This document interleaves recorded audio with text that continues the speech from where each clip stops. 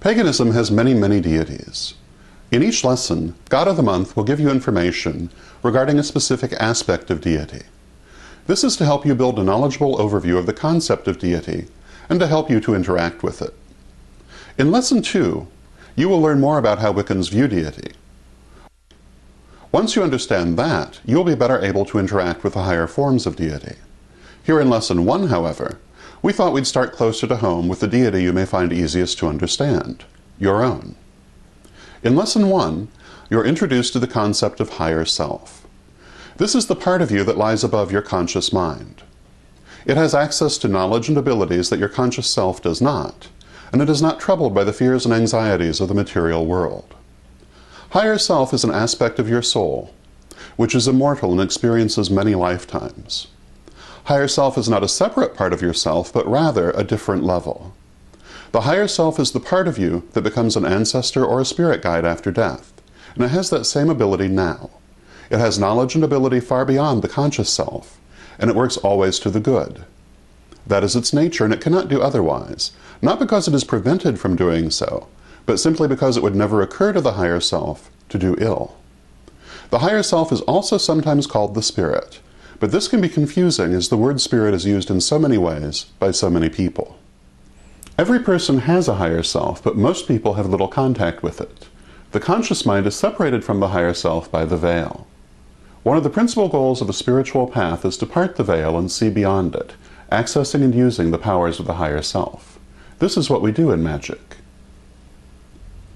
The ancient Romans called the higher self genius or Juno. They considered the genius Juno to be the divine part of each individual. Every person was encouraged to be in touch with the genius Juno and to move in sync with it. In this way, they believed that they would act from their best self, moving at one with the universe and learning the lessons life offered them with greater ease.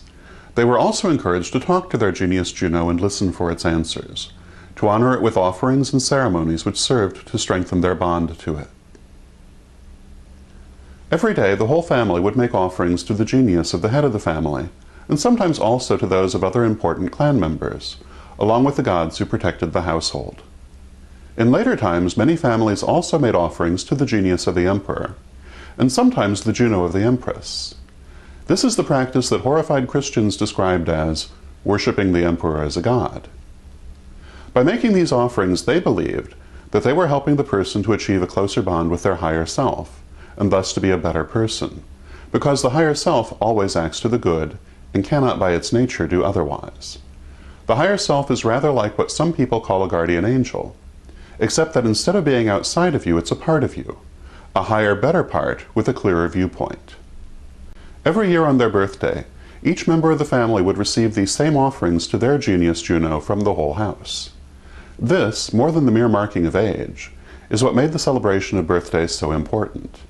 It was the time to acknowledge the person's highest, best self and encourage their relationship with it. Most people also made daily offerings to their genius Juno in private. People would tell the genius Juno what they wanted to do, or learn, or acquire, in the hope that the genius Juno would help with this. These offerings commonly included something to represent each of the four elements: incense for air, the flame of an oil lamp for fire, wine for water, and cakes for earth.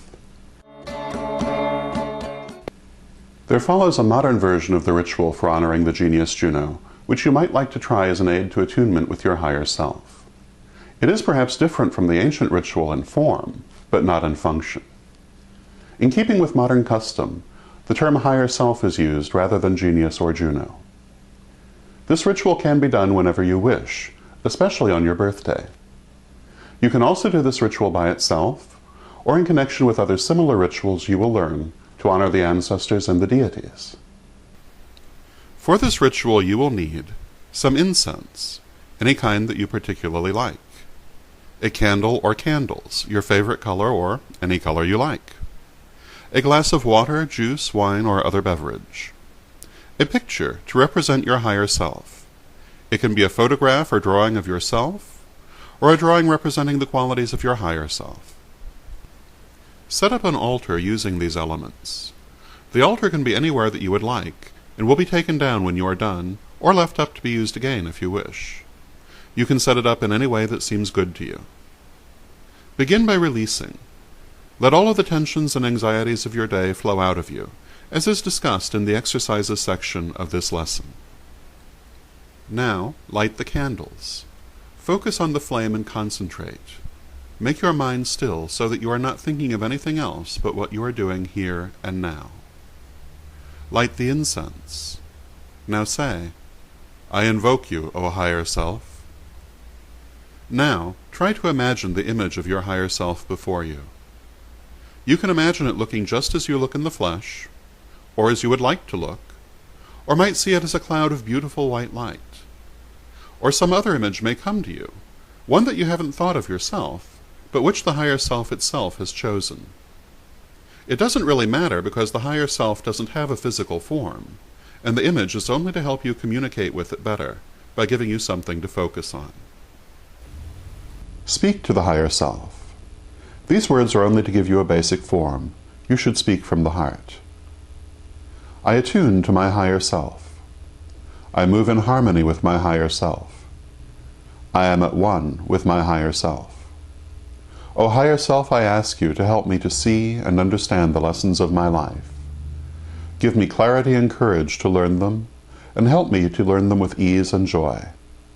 I rededicate myself to the purposes for which I entered this life, and ask you to guide me through them. Lift up the glass. Imagine a bright white light shining from it as though it were glowing. O higher self, I offer you this glass in token of the love I bear you. Now drink the liquid. Imagine the white light entering you along with the liquid, spreading out through your chest and giving you a pleasant warmth. Put the glass back on the altar. Now take a few minutes and meditate while the candles and incense burn and the offering stands.